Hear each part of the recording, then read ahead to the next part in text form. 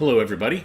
I'm Skip Elsummer. Welcome to the AV Geeks Lunchtime Streaming Show, where we watch old 16mm films. And I was. Hello, everybody. That's a problem. That's a problem. Sorry. Anyways, I was happy to show off that new intro. Periodically, when we scan films, we find beautiful footage of people running projectors, and I love to showcase it to you.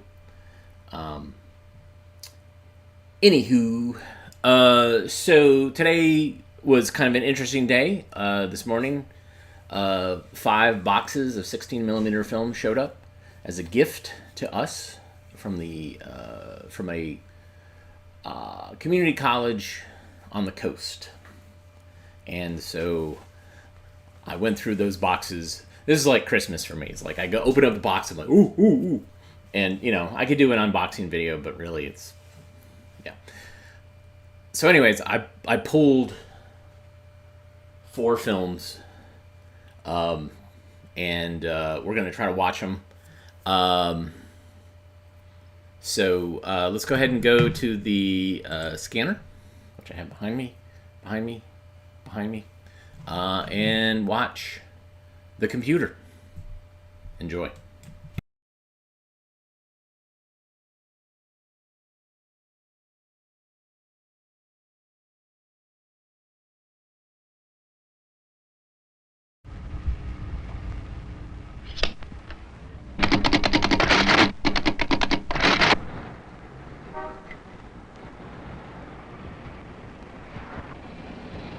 What do all these things have in common?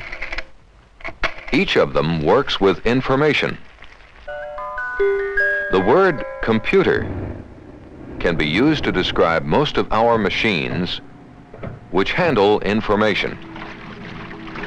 There are 2 ways computers work with information. They count, as the dial of a telephone counts the clicks to make the right connection. Or they measure, as a thermometer measures temperature.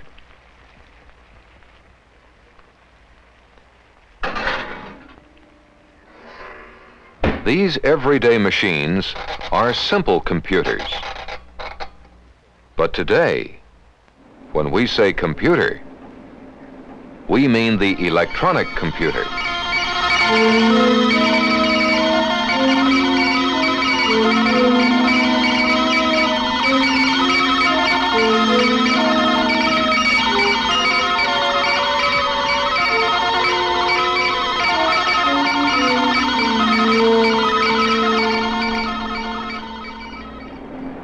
This computer has been given enough information and instructions so that it can hold written conversation with its operator.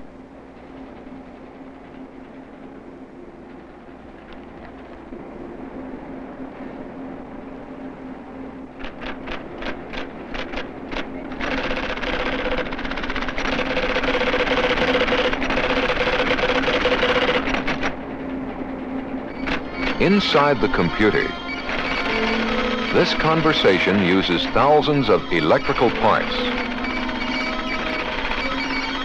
Many parts are no larger than your fingernail. Some transistors are so tiny that 50,000 of them will fit in a thimble. This computer has been instructed to ask for mathematical problems to be solved. It takes much longer for Adrian to type in the problem than it does for the computer to solve it.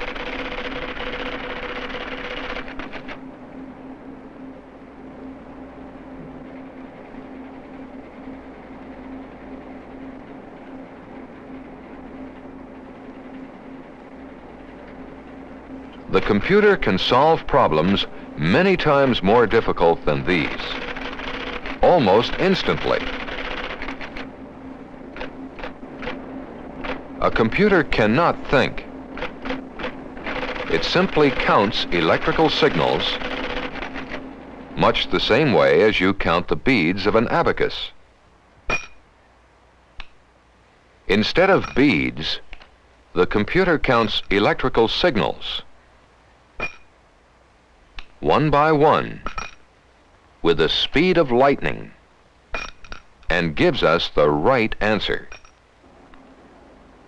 Computers are often equipped with an electronic screen, much like your television set. Screens work fine for simple problems and solutions. But where written records are needed, computers give us information on high-speed printers. We can understand how a computer works with information if we first examine a more simple machine.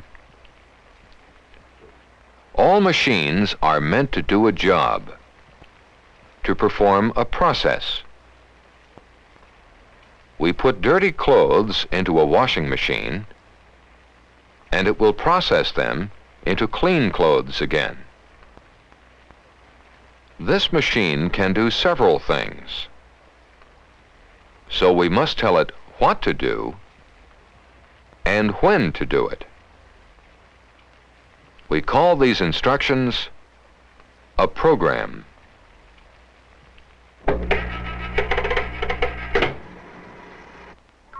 A music box has many notes.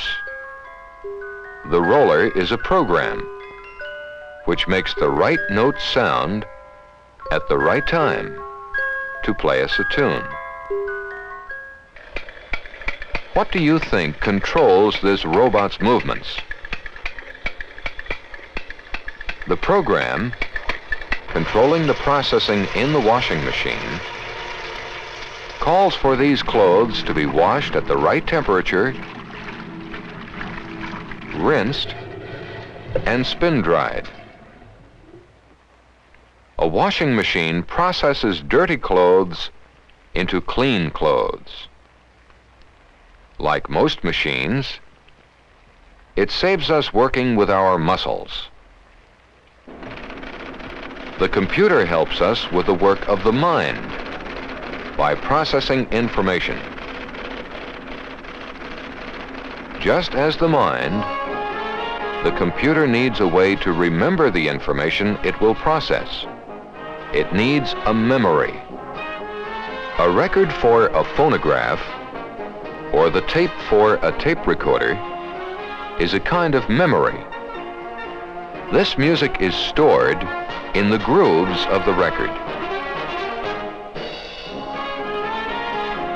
Each time the needle is placed on the same spot on the record, the same sound is produced.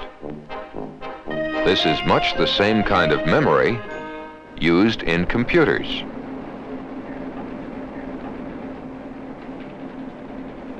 Computers can be programmed for many things. For instance, they can sell tickets at a terminal, many miles from where the computer is located. In order for the computer to sell Tommy a ticket to the basketball game at the sports arena, the computer must know the numbers of all the seats and how much each one costs. This information, which we also call data, is punched into cards for the computer to read. Each hole is a separate bit of information.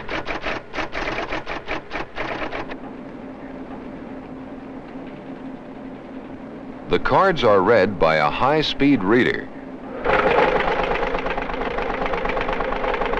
and the information, or data, about each seat is transferred to the computer's memory of magnetic tapes or magnetic disks. A program is sent to the memory which tells the computer what to do when someone inquires about buying a ticket. Tommy and his mother want 3 seats for next Saturday. The date and seat numbers are identified electronically and sent to the computer. The seats are still available, So Tommy's mother decides to buy the tickets for the family. When she buys the tickets, the computer sends the information needed to print them. It also remembers that the seats have now been sold. Given information for its memory and a program of what to do, the computer has instantly done the data processing needed to sell tickets to the basketball game. This is just one small way computers help us save time and work. Computers allow us to solve more problems more rapidly and more accurately than ever before. They help increase our knowledge about our world. Computers can map underground layers of Earth to help us find oil. They can process checks and credit cards.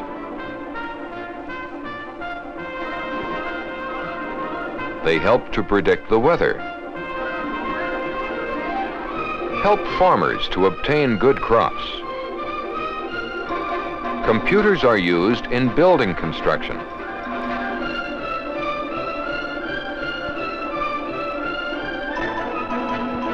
in scheduling transportation,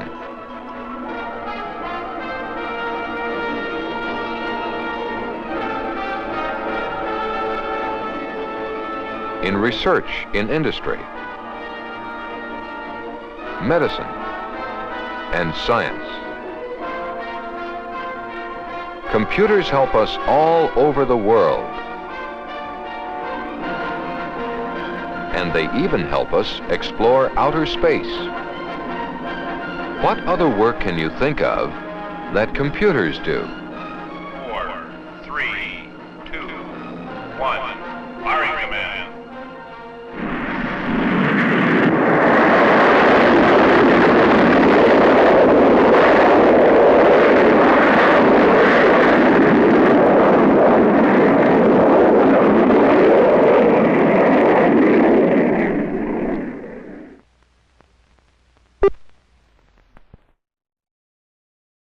Like, all these films show an example of whatever the film is about, and then they always end with, like a rocket taking off, and then, oh, the space race.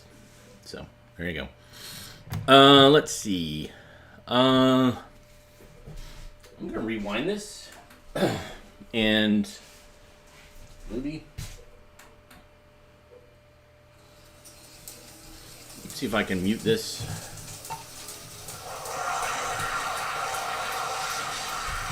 Oh, I know what to do. Hold on. All right. So, you can hear me, but you can't hear the speaker, which is good. At least I don't think you can.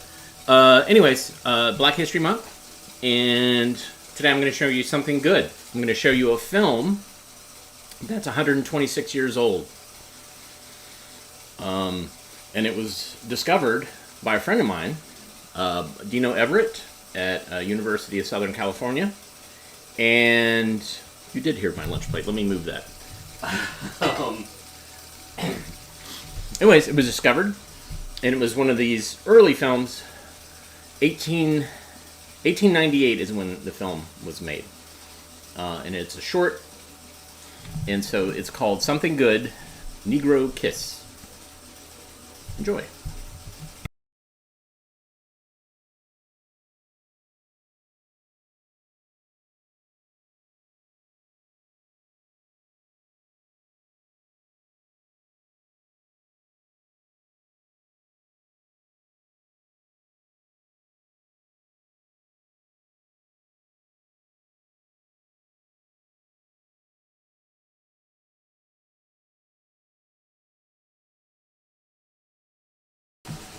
All right.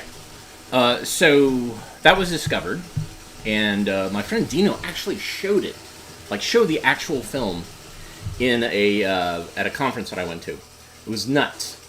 But somewhere in Norway, they discovered an extended version of it. But it's also different. Like, you'll see that the shot is not as tight, but it's the same people that are in it. So here's something good. The director's cut, extended cut, I don't know what you call it. Anyways.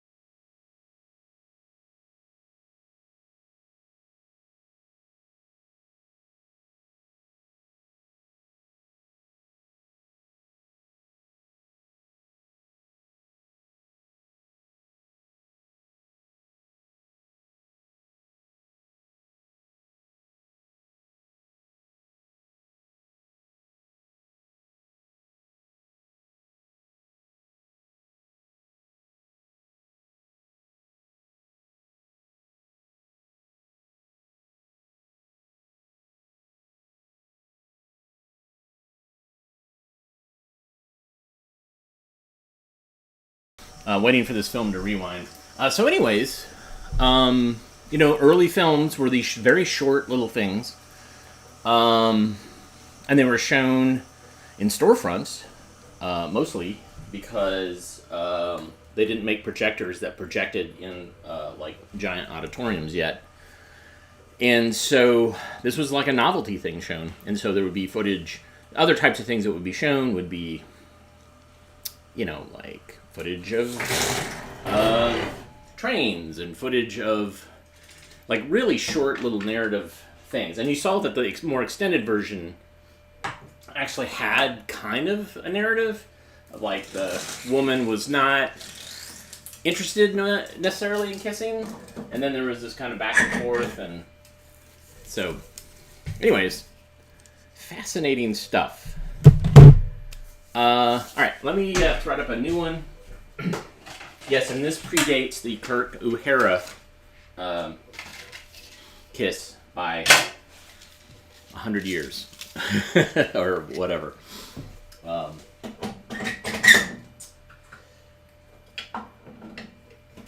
right, so I'm threading the projector. I would bring the camera closer, but that would require 3 hands, and also it would probably unplug the webcam, so you get to see me kind of do it this way. I've been looking at other webcams that aren't so finicky, and one that runs on like Bluetooth, but boy, they're expensive and a little dodgy too.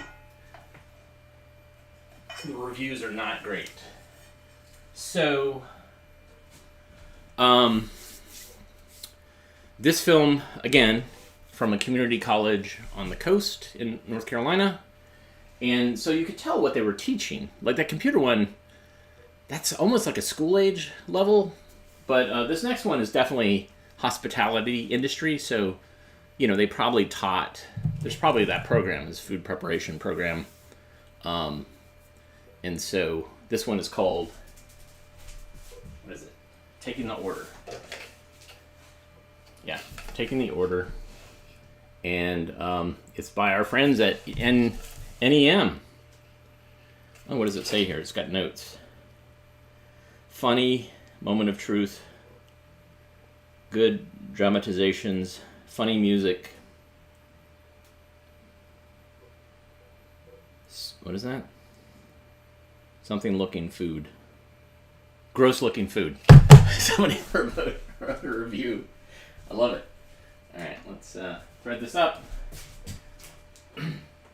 This is what happens, why I often show films while I'm setting this up, because it's a little, I don't know, it's a little bit of a pain. So here we go. Taking the Order. Gross looking food. Enjoy.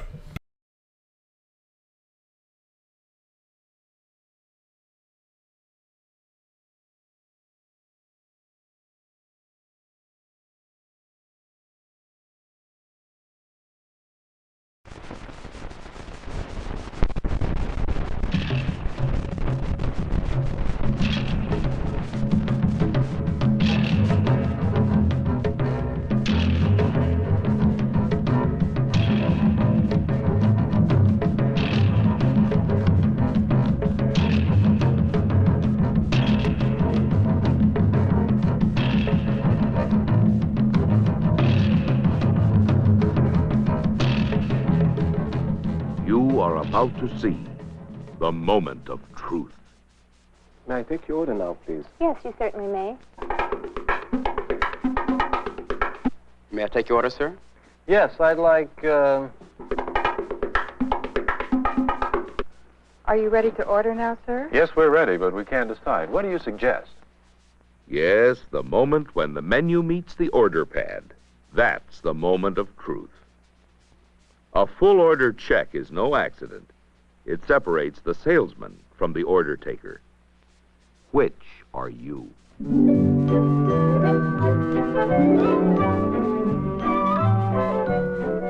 The transaction is complete, a happy one for all concerned, including our waitress, who picks up a nice tip. But wait a second. What made this such a successful transaction? What did she do right? Pat has learned the importance of a thorough knowledge of her menu. She makes it a daily habit to check the special of the day and to note any changes in the items listed. She makes sure she knows something about each dish. And if the chef comes up with something different, she isn't afraid to ask questions. She finds out what the ingredients of different dishes are and how long they take to prepare. This can be very important when a guest asks for suggestions. A good salesman must know his product, and Pat does. Her success is no accident. She works at it. Knowing your menu is important, but so is knowing people. May I take your order now? Let's analyze Mr. Average Guest and find out what influences his choice of items. We'll take it for granted he isn't dieting or allergic to anything. All right, what sells him? I just don't know. I'd like... The undecided diner. Is the menu going to help him? Not much. Right now, it's just confusing him. The real salesman in this situation is you. You can turn his appetite on and off. How? By the power of suggestion. I just can't seem to make up my mind. What's good today? Did you ever try our specialty? It's beef stroganoff. It's cooked in a delicious wine sauce. Our chef prepares it exceptionally well. Okay, sounds great. I'll take it. Thank you.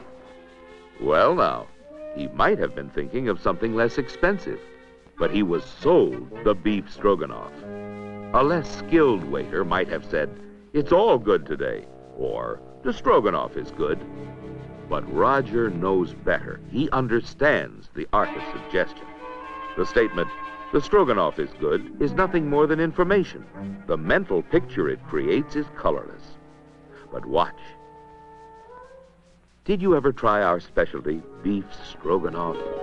It is served with a delicious wine sauce. Our chef prepares it exceptionally well.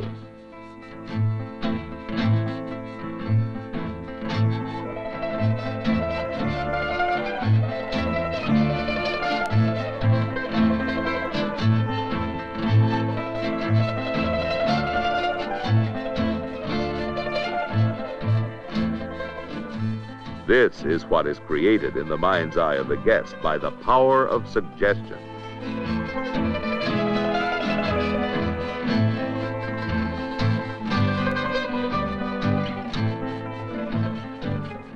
The art of suggestion can work for you throughout the meal. For example, selling the appetizer. Notice he does not say, "Would you like an appetizer?" No, he says, Perhaps you would like to start with our chilled tomato juice or with our fresh fruit cup? The fresh fruit cup sounds very good. I'll have that. Notice that George made his suggestion colorful, but he also made it specific. He named only 2 items to give his guest an easy choice. She still has a choice, but it's easier to decide between 2 items than to pick from 5 or 6. Now it's time for dessert. This should be as easy as giving candy to a baby, but it isn't. Dessert must be sold. Would you like our homemade hot apple pie? Or we also have a delicious parfait made with fresh strawberries. The parfait sounds wonderful. Fine, and I'll take the pie, please. And thanks for suggesting it. You're welcome, thank you. They appreciate the suggestion.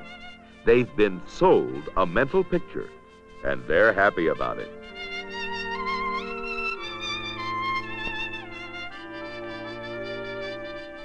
Homemade hot apple pie. Mmm. Delicious strawberry parfait. Mmm.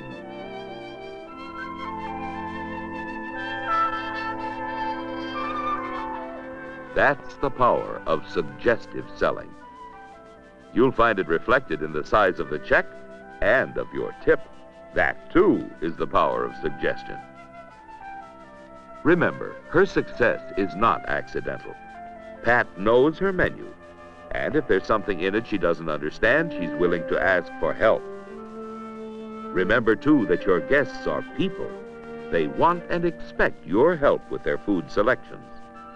Make your suggestions colorful and limit them to 2 items at a time to make it easy for your guests to decide.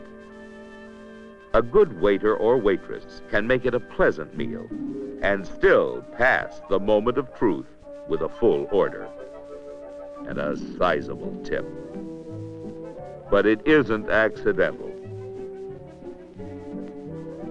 You have to work at it.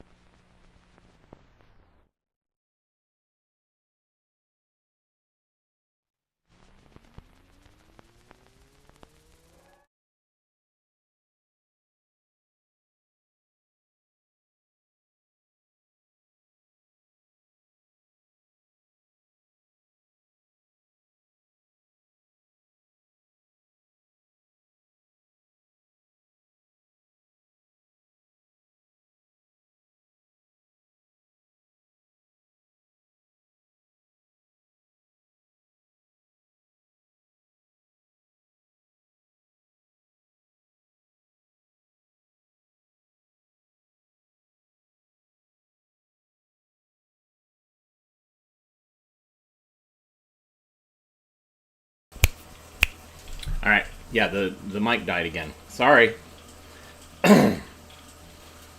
So, at least I'm having a good hair day. Thanks, Thomas. Yes.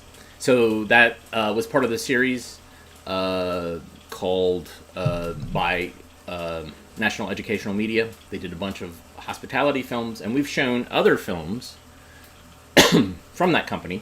Short Order Cookery, Mr. Dish Machine Operator, I think Courtesy Counts a Lot, which has Gordon Jump in it. So, great stuff. And I have others that I'm going to thread up. So anyways, I'm rewinding now because I'm going to try to show all the rest of the show. We're going to do all film. How about that? But what that means is there's going to be these periods where I'm just going to be talking. So, but yeah, I'm bummed about this microphone. I might have to update. I'm not sure if I need to update my computer. I don't know. I need to make some hard decisions. I'm not excited about spending money on when I have a perfectly good, what seems to be a perfectly good setup, but I don't know. This is crapping out. All right. We are almost there.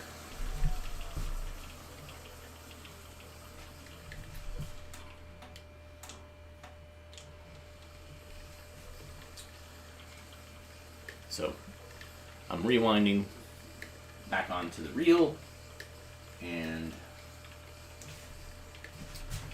I think I'm going to show another in the series. A cool head for salads.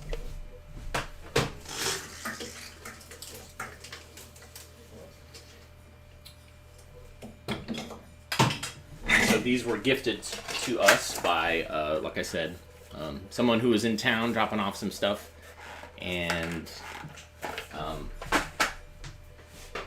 let's see.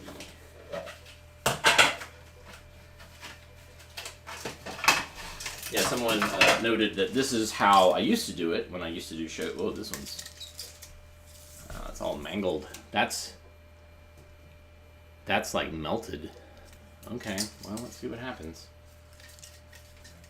All right, it definitely gets better. I'm gonna break off this.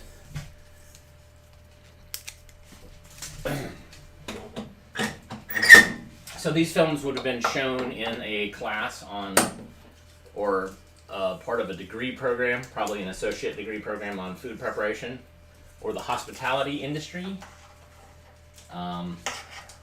So teaching people to be chefs or cooks. Most community colleges offer that program, it seems like, especially in areas that are touristy. Like there's a whole one on, oops, okay, I'm seeing some dirt. Let me stop temporarily.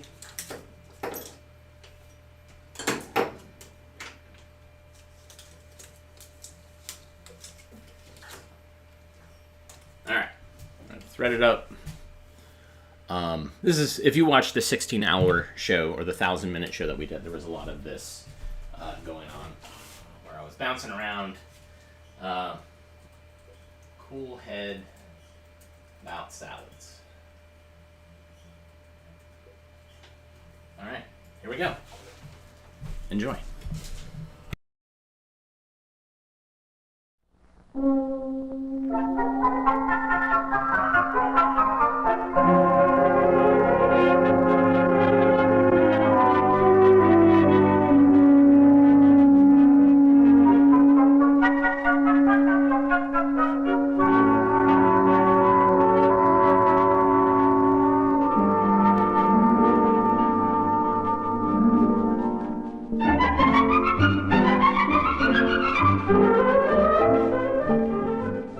Find them everywhere. They're inexpensive, nutritious, and colorful. They please the gourmet and the Weight Watcher alike. Nothing is quite so basic to our modern way of life as the salad. And you can earn smiles of delight from your customers if you just keep a cool head for salads.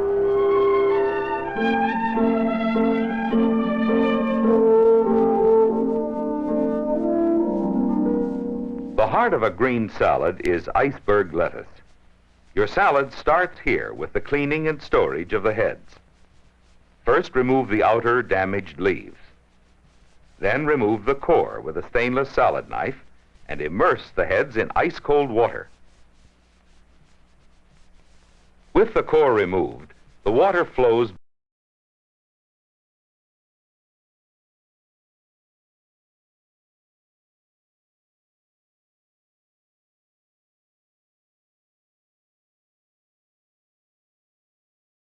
One moment.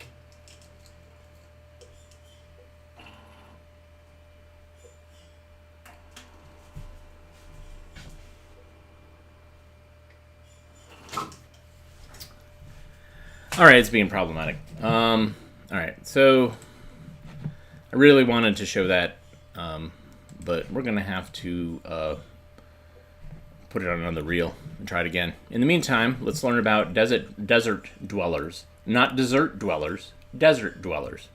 Enjoy.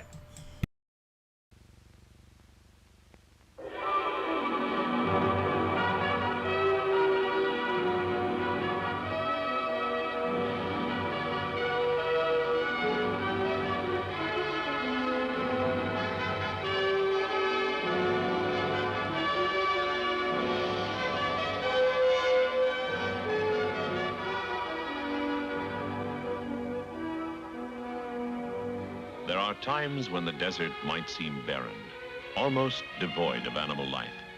But in reality, there are many creatures that make it their home. Most of them are especially adapted to a life in the desert's harsh, dry climate, which may be extremely hot in summer and cold in winter. The particular area which we are showing is the northeastern part of the Sonoran Desert near Tucson, Arizona.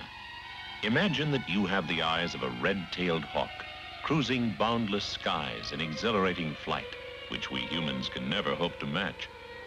From the hawk's vantage point, high above its nest in a saguaro cactus, you might be able to see in a short time, if luck is with you, some glimpses of desert life which the average human would take weeks or months to observe. Hawks are a necessary part of the world's ecology. By feeding on the weak and diseased, they maintain a population control of the animals upon which they prey.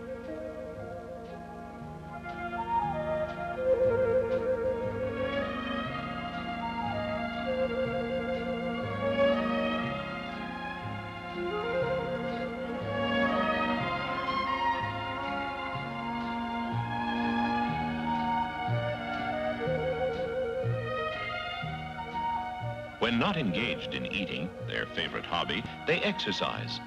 The slightest breeze will start their wings flapping.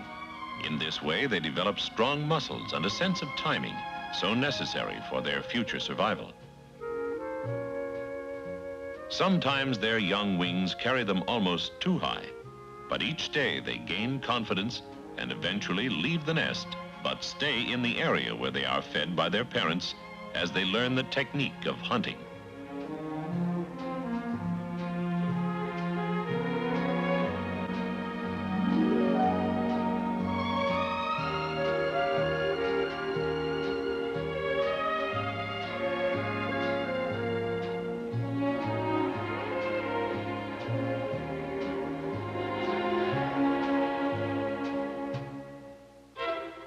Most foxes are ground-loving animals, but the desert gray is an exception.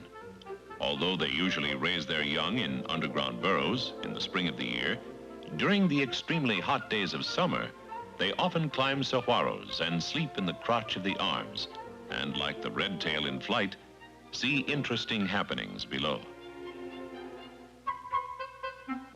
Non-aggressive Gila monsters are unique to a small section of western deserts. They are one of only 2 poisonous lizards in the world and are protected in Arizona due to their rarity.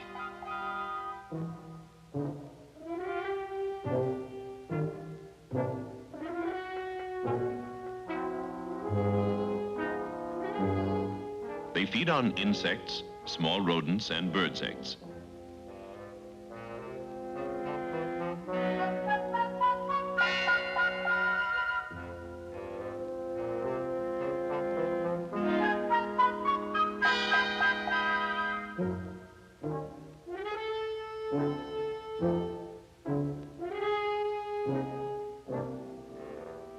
They are usually sluggish, but when forced, can amble along the ground at a fair rate of speed.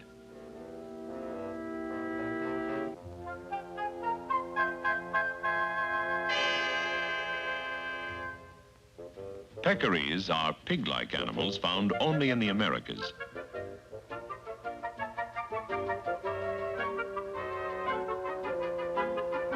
Those that occur wild near Tucson have a light-colored band of fur around the neck and are called collared peccaries.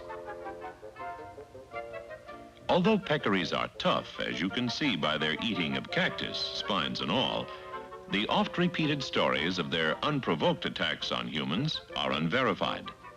When cornered or wounded, however, their sharp tusks can do great damage. They are primarily vegetarians. They usually travel in family groups of 8 or 10 and have young, generally twins, at any time during the year.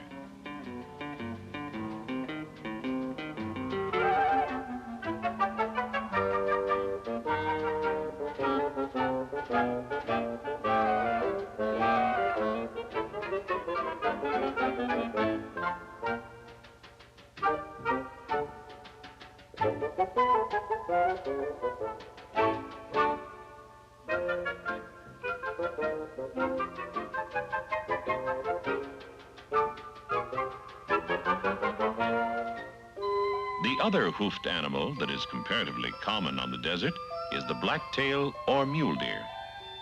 This one, which was in the habit of watering in a bird bath, is a spike buck, which probably means that he is about 1 year old.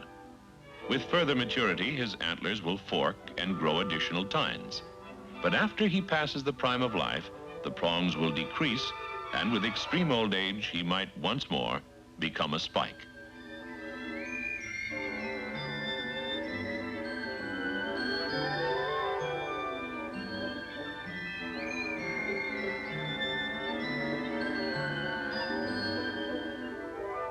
The circling red-tailed hawk from his vantage point in the sky probably sees badgers every day. But humans know the animal best by seeing spots where gaping holes are left in the ground. Badgers are tireless workers, ever on the lookout for rodents which form their main food. And they rarely travel any distance without trying to excavate a meal from underground.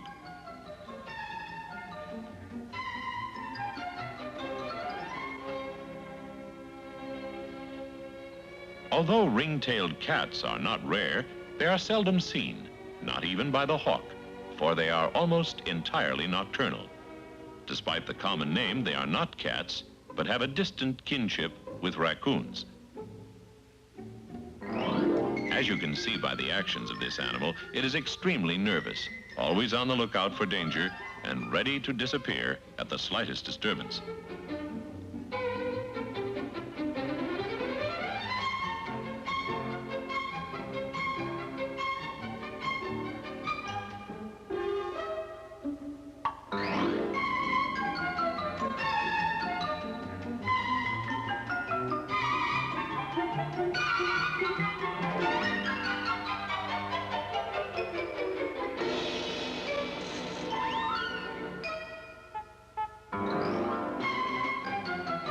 Like the ringtails, bobcats are also nocturnal, but in hot summer weather, they can sometimes be drawn from hiding if water is available.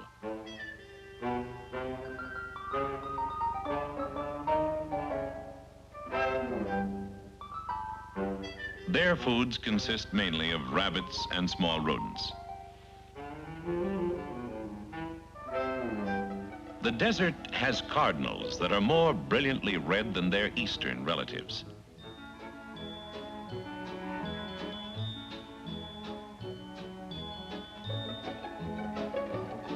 The heavy beak is used for cracking seeds, their main food. It is so strong that few other birds will challenge them. Even woodpeckers that can chisel holes in tree trunks tolerate them and do not try to drive them away. The female cardinal lacks the brilliance of the spectacular male.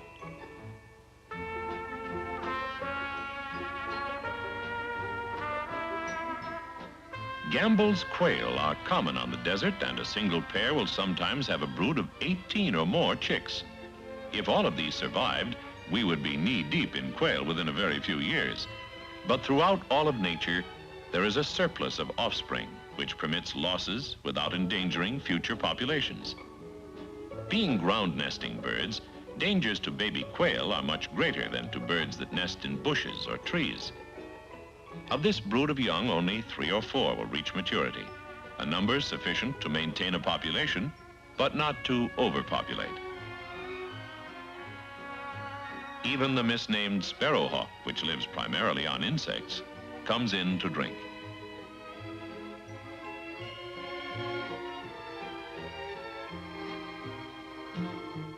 And jackrabbits that can subsist from the moisture in their vegetarian diet will take water when available. The desert cannot boast of large trees, and as a result, our squirrels are ground-loving and live in burrows in the earth. These are antelope ground squirrels. Cactus spines, which would painfully puncture a human at the slightest contact, do not seem to bother these squirrels. They paw through them as though the points were dull. Although ground-loving, these diminutive squirrels are capable climbers. They will climb mesquite to obtain the seeds and have lookout points to detect an approaching enemy.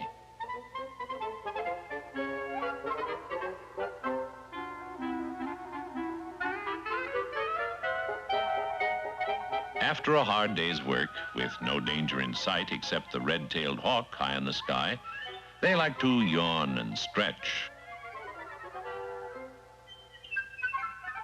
And stretch again.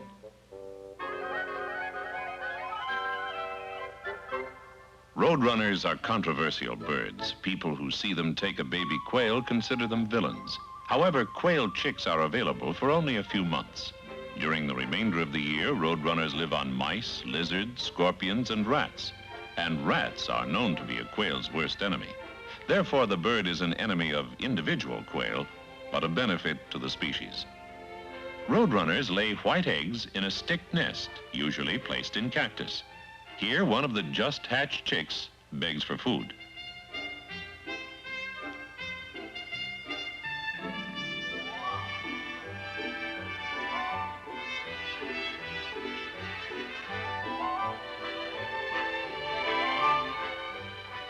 They are strange, ground-loving members of the cuckoo family, uniquely Western, and cuckoo enough to try to carry more food than the beak will hold.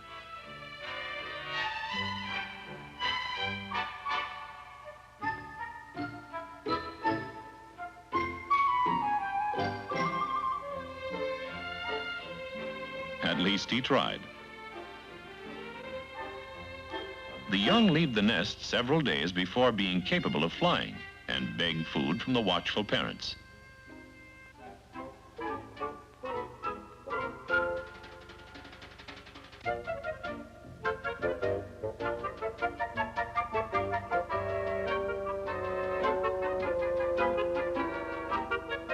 After a chilly night, they warm their bodies by spreading feathers on the back and letting sunlight hit the skin. In this next series of pictures, rarely photographed, a mother round-tailed ground squirrel tries valiantly to protect her young.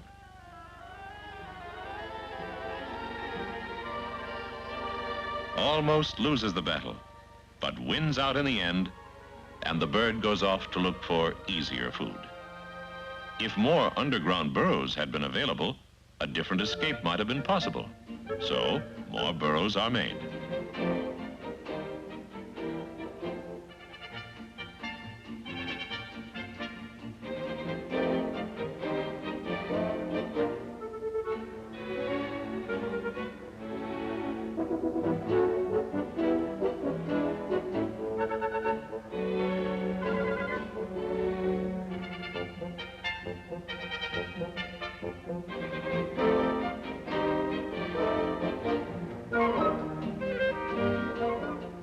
The young watch the work while they wrestle and play, until a danger signal caused by a rapid stamping of feet is carried through the ground. Roadrunners can't go into burrows, but gopher snakes can. So with the red-tailed hawk circling above and an enemy on the ground surface that can go into burrows, a reason for the large broods of rodents immediately becomes apparent. There must be an expendable surplus so that some survive. Each narrow escape tends to make the young more alert to the numerous dangers that exist. But in the lower forms of animals, the nagging worry of an impending calamity does not seem to exist. Few, if any, are subject to nervous breakdowns.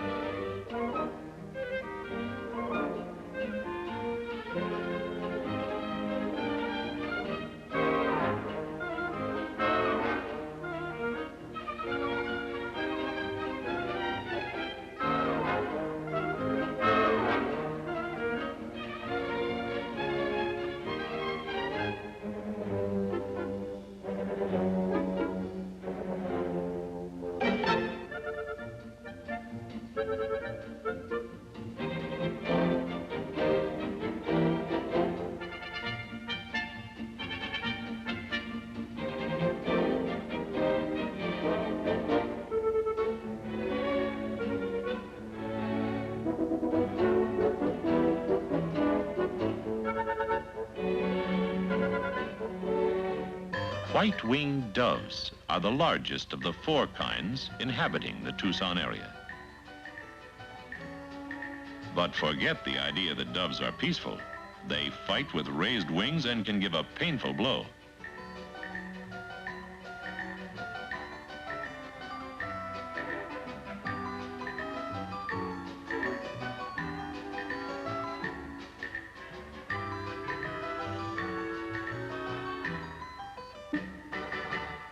The rock squirrel is the largest of the 3 ground-loving squirrels that reside here. They are very prolific, and their vegetarian diet makes them congregate around farms or habitations where plants are domestically raised.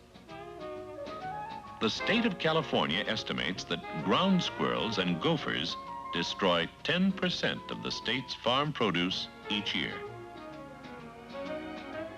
Red-tailed hawks, roadrunners, golden eagles, and other predators feed upon them and tend to keep their numbers at a normal level.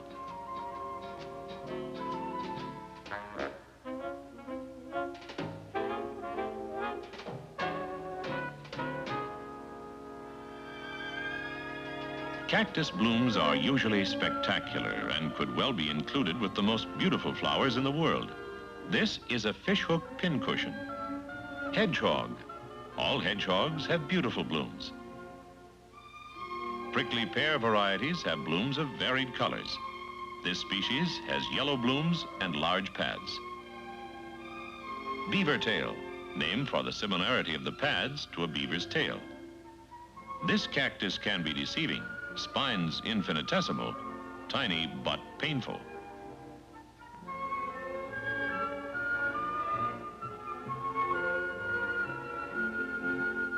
Diamondbacks are the most common rattlers in the area.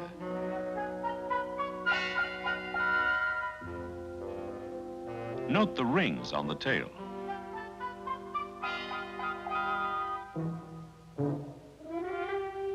This coral snake and the rattler are the only dangerous snakes in Arizona. Coral snakes are rarely seen as they are nocturnal.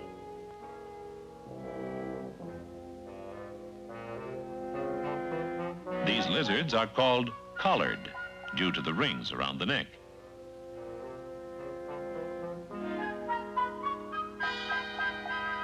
The millipede is usually seen after rains. The perfect rhythm of so many legs is fantastic.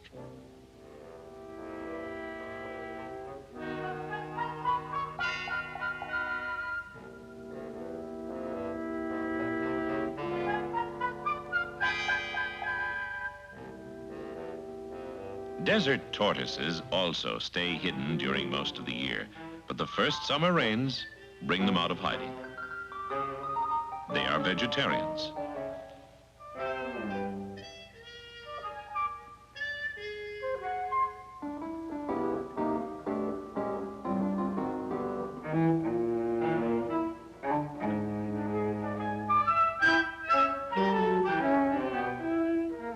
If winter rains hit the ground at just the right time and a sufficient quantity of water is absorbed by the earth, the spring flowers often blanket the country.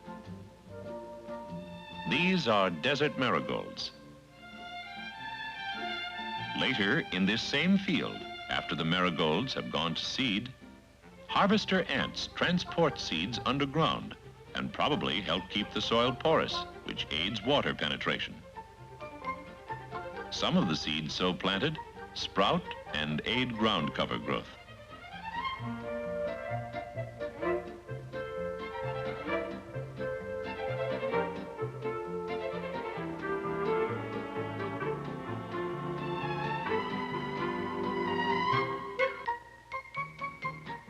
Brittlebush and pink owl clover are also plants which bloom in the spring.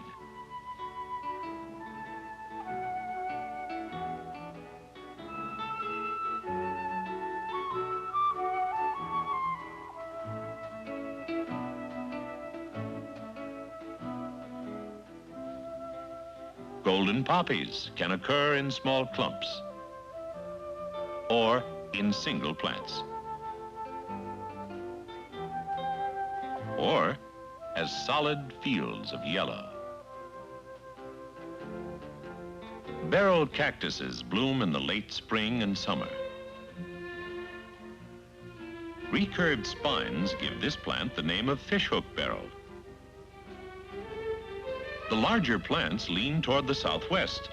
From this characteristic, they are sometimes called compass cactus.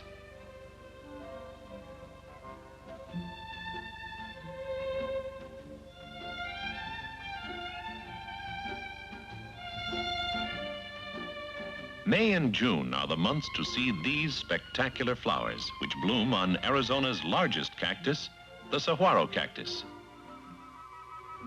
Each year, the thrilling cycle of life repeats itself, both in the animals and vegetation of our fascinating Arizona desert.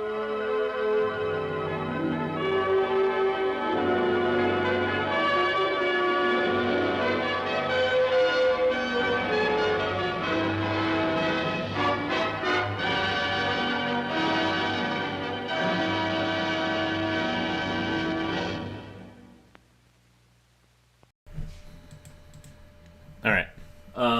I had threaded up. We're gonna go over, whatever. I threaded up another film, but I'll save this until next week. I did poor math and figuring out the duration.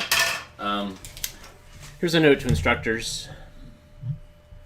Please comment on the quality of the movie or film strip that you are using by checking the appropriate statements. This will enable us to serve your needs better. Thank you.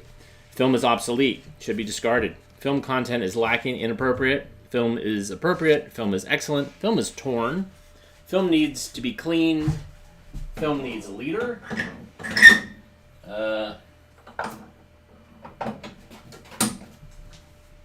Film needs to be spliced. All right, we're gonna give the salads film a shot. One more time. So the problem with it was that it did not have what we call a tight pack. The film had loose points on the reel. And what that means is if you put tension on it, then it slips. And so this needs tension to move the film through the gate. It has a sprocketed wheel for just measuring when a frame goes through, but it's really not using that to move the film through. It's using tension to move it through, and so that's problematic. Anyways, let's try a cool head salad one more time. Enjoy.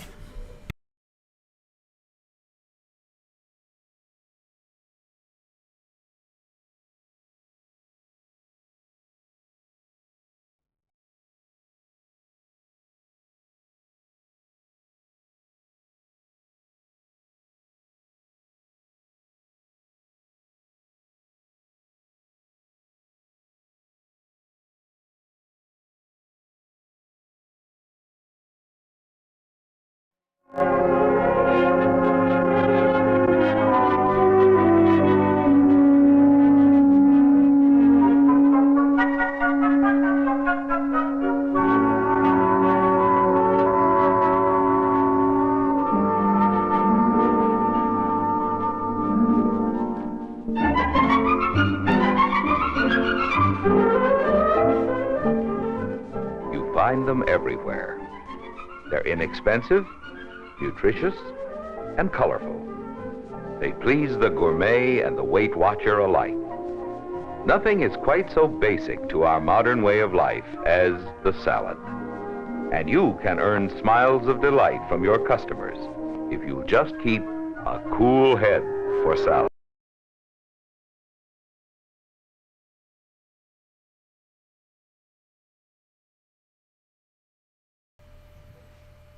Sigh. It's not gonna work. Yeah, I'm gonna have to put this on another reel, but not for today. Anyways, that's the way it is. Sometimes we can watch films without any problem. Sometimes we can't. So there you go. Yes, it's not a salad day today. But Monday, boy, we're gonna watch some more films. It's going to be awesome. And this is what's crazy. Okay, so I mentioned Something Good, and I mentioned Dino Everett, and him discovering the film, and then showing it live. He just emailed me, like out of the blue, about something totally different, where he said, hey, do you have this film? Did you know that Paul Rubens is in it? So I'm going to pull that film, and we're going to watch that next week. So there you go. Crazy. Crazy small world. Crazy coincidences. That's what we love here at AV Geeks. If you love what we saw today, and, in spite of the technical problems, which just seems to be part of the deal here at AV Geeks. When you're spanning more than 126 years of technology, things are going to go wrong. So, anyway, if you like what you saw, hit the thumbs up, hit the like. You can donate via the Super Thanks button. You can also go to ko-fi.com/avgeeks to get us some delicious coffee. You can also go to patreon.com/avgeeks. Those are ways to support us. All right. Everybody have a great rest of your day and weekend. And like I said, we'll see you Monday. Everybody take care. Bye.